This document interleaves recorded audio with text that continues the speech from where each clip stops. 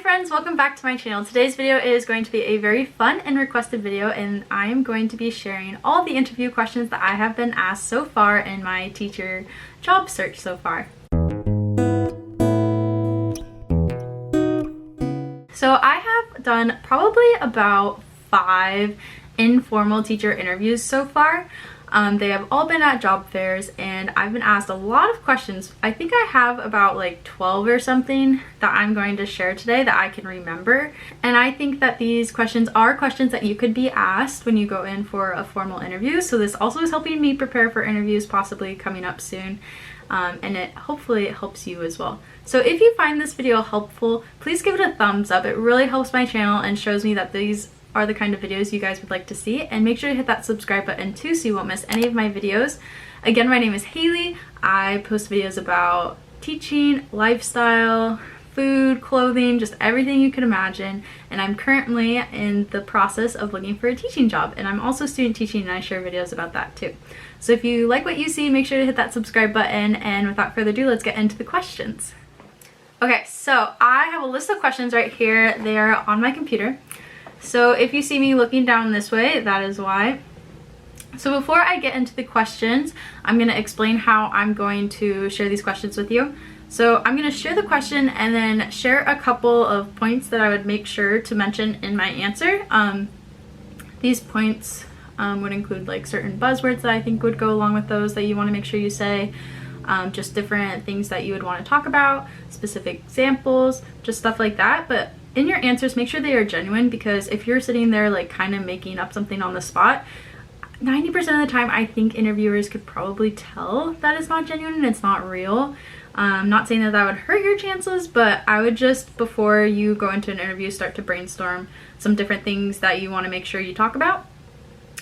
Another tip for interviews is when they ask a really broad question, like what are some techniques you use in your classroom for reading intervention or something like that. What my university professors have told me is to start off the question like, there are many ways that I would intervene, or there are many strategies I would use in reading intervention, but just to name a few. And that kind of shows that you have a broad knowledge of a lot of different things you could do, but you're just going to highlight a couple. And so that's something that I try to make sure I do during my interviews, along with sharing specific examples is really important too. Okay, so let's get into the questions. So the first question is, tell me a little bit about yourself and your experience in education. I actually got asked this question at the interview I went to last weekend, and I was a little thrown off. I didn't know exactly what to say. So I would make sure that you mention the program that you are in. So I would say I'm in elementary education. I'm getting certified K through 8. And I have endorsements in ELL and reading. And then because the university that I'm going to, the College of Education, is very well known, I would say I'm in Woodring College of Education in Western Washington University. And then I'd start to list off some examples of how I've done practicum experiences in my program. So I would make sure I said I have about 300 hours in the classroom around my school district. And then I would make sure to talk about my student teaching experience. So I would say I'm teaching at a Title I blue ribbon school that focuses on working with students with trauma, and I'm learning a lot of strategies in that. I'm in 1st grade. And so just kind of like start to give them an overview of who you are and what your experiences in education are. And make sure if you have student taught at a Title I school, say that. If you've taught at a trauma sensitive school, say that. And make sure you mention if you have a lot of hours in the classroom, mention that too, because that stands out. That shows that you have been in the classroom, you have a lot of experience with lesson planning, just all those things. So those are things that I would make sure to mention in that question. The second question is, how do you assess students, or how do you use assessment data to drive your instruction? This is a question I've been asked in every single interview I've done the whole time so far, and it's something that matters to school districts, because right now during this time assessment data is really important for the schools, you know, report cards and stuff like that. And so I would make sure that I talked about all the different ways that I assess, so like pre-assessment, informal formative assessments, summative assessments, And then talk about what you use that data for. So I would say that I use that data for reflecting on my lessons. I would use that data to show me which students may need intervention or extensions. I would use that data to see where the gaps of knowledge are, or where I might have to pre-teach or reteach subjects that students know. And then I would also talk about how the curriculum, when you go to teach a lesson, it assumes that the students have already had previous knowledge. So for example, in second grade, in the number corner, I know that they assume that students received the first grade number corner where they learned about nickels, dimes, and pennies. But that's not always true. And so talking about how you would need to use a pre-assessment to kind of figure out what students may need an intervention before you even start teaching the lesson. Just something like that. That's a really specific example, but that's what you want to start to like figure out what you could talk about in that area. I actually taught a whole unit in Bridges, which is a math curriculum, and so I could give specific examples of where I use data, and then how I use that to reflect and plan and stuff like that. So that's what I would do. Okay, another question that I got asked before is, why do you want to work in this specific school district?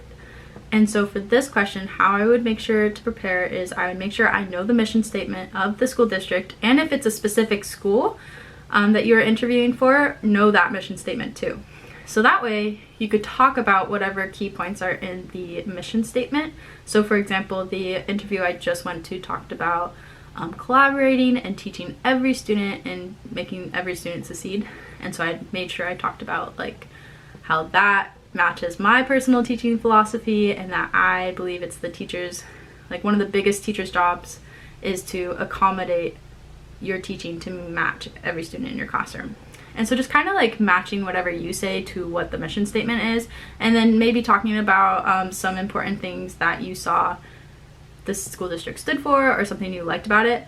I personally wouldn't talk about pay. Like I wouldn't say, oh, I want to work in the school district because you pay really well. That just shows you're like not really in it for the right reasons. I personally think I don't mention pay at all in my interviews, just who I am as a person, honestly. But yeah, that's what I would do for that question. So this question I've gotten asked twice so far, and it is, if we were to walk into your classroom, what type of teaching would we see? How would you describe the learning that is occurring in the classroom? So for this question, I personally would make sure that I talked about student-led teaching, so making sure the students are doing the inquiries, the students are answering questions together collaboratively, stuff like that. And I make sure to say, like, I don't personally believe the most effective learning is when the teacher is just presenting content rather than the students discovering the content with the teacher guiding the learning. And so I would say you would see like collaborative learning, student-led learning, really hands-on experiences where the students are inquiring, just stuff like that. So all those buzzwords like collaborative learning, student-led learning, stuff like that, I would make sure to mention. And I would also talk about how I would be doing small groups while individual learning or individual work time is happening and stuff like that. So that's how I would answer that question. The next question is, how do you support all students in your classroom? So this is a perfect time to talk about differentiation and all the differentiation strategies you have. And so if you don't know what differentiation is, it's basically how you accommodate all your students individually. So say you have a student named John. John has a lot of wiggles. He has a really hard time focusing on the learning just because he's so wiggly. And so a way you could differentiate your instruction would be to make sure that your work time includes like stations or something where the students can move. Or say you have some ELL students in your classroom, making sure not only do you have a word wall, but you have a word wall with pictures to accommodate those striving readers or ELL students. And so just talking about different strategies you use so that all your students learn successfully and that they can all access the learning that is being discovered. And so that's what I would say for that one. I would 100% recommend and advise mentioning differentiation and scaffolding and just all those words that are like very important to mention.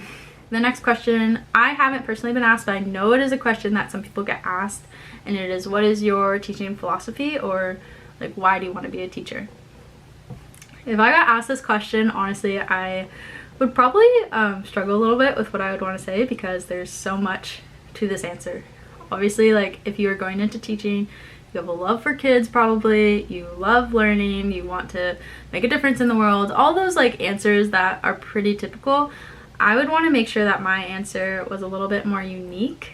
And so I actually wrote my teaching philosophy out on my resume. And so during an interview, I will most likely have my resume right in front of me, and they will have a copy of my resume, and so I can refer to that and kind of like organize my thoughts so I'm not just rambling for 20 minutes. And so I would probably talk about how I'm committed to making sure all students feel welcome and safe and learn in my classroom. I would talk about the importance of teaching the whole child, not just assuming they walk into your classroom as a blank slate, but they come in with experiences and feelings and thoughts, and we have to know that and know that our students are not going to be perfect little children that sit right in front of us the whole time with their hands folded. Like, they're gonna have thoughts and feelings just like we do, and it's our job to help them through those thoughts and feelings. And so I would recommend maybe writing your teaching philosophy on your resume so that it's right there when you're interviewing, and then you can kind of like refer to that. Obviously don't just like read it, that's not good, but just kind of use it to like guide your thoughts. The next question is, as a teacher, what are your areas of strength and areas of growth? So I got asked this question and I had honestly never prepared for it before. It really threw me, but so what I said is I talked about areas of strength. I talked about how I'm good at making a welcoming environment where students feel welcome to come up and talk to me about anything that's going on in their lives, or they feel comfortable asking me questions that they don't understand, or things like that. But obviously this is a very personal question. Like, you should think about what your strengths are and what your areas of growth are. And I think another area of strength that I would say would be I am pretty good at thinking about where all my students are at, what their strengths are, what their things they need accommodation for, and then kind of planning for that in my lesson. And so I would say that's an area of strength. Obviously it's not perfect, I'm still growing, but with my ELL endorsement and with my education, I have learned a lot of strategies. And then an area of growth that I mentioned, I said I'm always going to be growing in my classroom management strategies because, and then I kind of like provided a reason of how I'm going to make sure that I continue growing in that area. And it's not just like, oh yeah, my area of growth is I'm not really good with kids and don't know how to fix that. Making sure that you show that kind of like that growth mindset, like I'm continuing to grow in classroom management strategies. This is something that I am really excited to attend professional development about, to continue researching about, continuing to learn strategies through collaboration and just talking to different people, and then just something along those lines. I would make sure to like say how you're kind of like developing that area of growth rather than just saying like, yeah, I'm not good at this. So I also got asked this question, and it was a new question I hadn't heard of before. And so it was, what experiences have you had with PLCs and why do you think they are important? And so if you don't know what a PLC is, it's a professional learning community. And so some districts, I think most districts, have professional learning communities in different ways. So like maybe your grade level team or maybe the entire district meets or stuff like that. And so I kind of just said like, yeah, I have had a few experiences with PLCs, and I think they're really important because it's really important to continue learning as a teacher, to continue staying up to date with strategies and tools that are new and being researched. It's really important to collaborate because we all have different strategy toolboxes that we use, and someone might have a better knowledge base of how to work with a certain kiddo than I do, and I can talk to them and get those strategies from them. Just things like that, really making sure you emphasize the need to continue learning and staying up to date and collaborating and just all those things. Those are the things that I would make sure to mention in that answer. Okay, the next question is, how do you check for understanding or use assessment during a class? And so this is where you can talk about different ways that you make sure your students are understanding in the moment. And so I talked about different strategies I've used, like the thumbs up, thumbs down, talking about how I have students self-reflect on the learning target and show me how they think they're doing, and that's a really powerful strategy. Using exit tickets, doing anecdotal notes, just a checklist of what students are doing individually or with me, small group, just things like that. That's what I would make sure to mention. The next question is, how do you work collaboratively with your colleagues?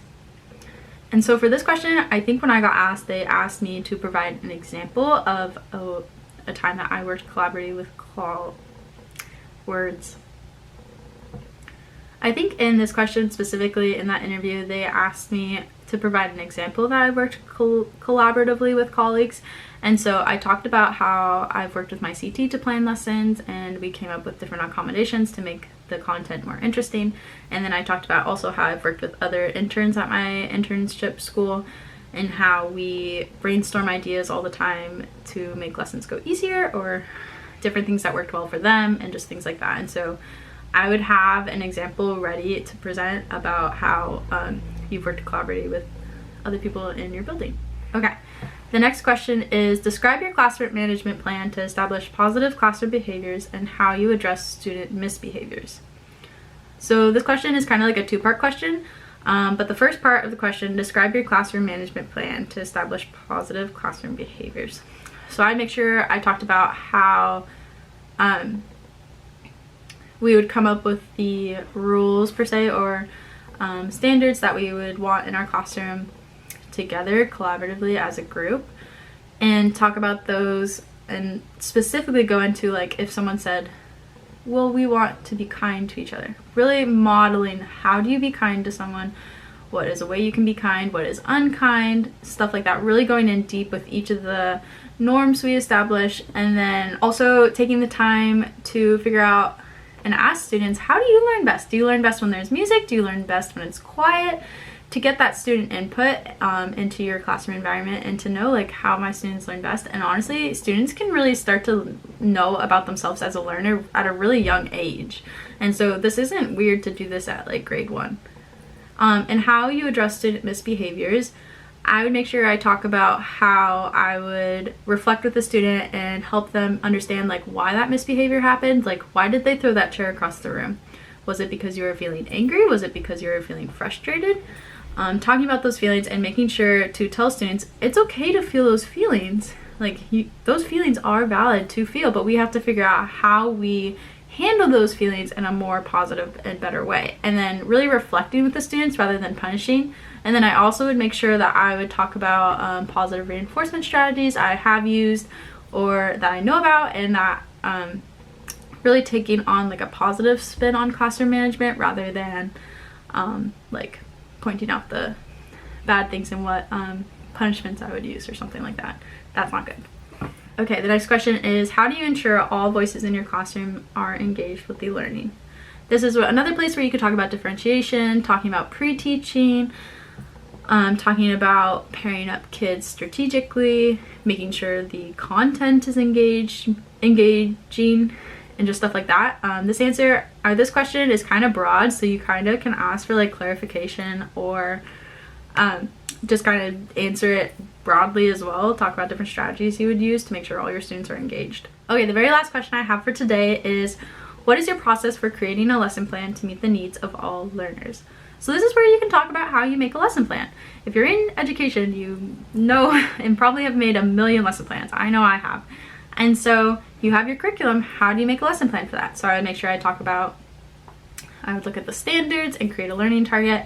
I would read through the entire lesson plan and create higher order thinking questions to get my students to think deeply about the content and ideas. I would think about how to make the lesson more engaging. I would think about what students may need extra supports during this lesson. So maybe that means I pull kids to pre-teach the lesson for 3 to 5 minutes. Maybe that means that they have some sort of manipulative to help them.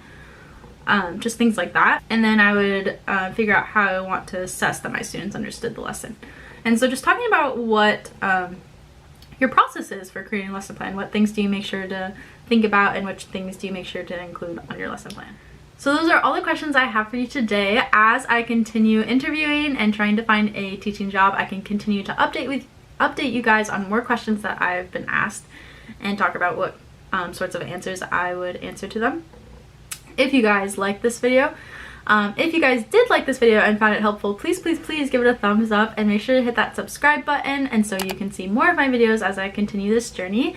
And make sure to leave me a comment down below if you would like me to continue updating you guys on questions that I've been asked that are different from these ones, or if you found this video helpful. I love your feedback and I would love to hear from you. Also, I'm thinking about filming myself building my portfolio that I'm going to bring for like more formal interviews. I'm going to start collecting different evidence that I can put in it. I'm getting observed by my principal next week probably, and so that'll be fun, and so I can talk about that and stuff, and then have her letter of rec for my portfolio. And just, I'm excited to take you guys along during this process of me finding a job, hopefully pretty soon. And so yeah, I will see you guys in my next video. Bye!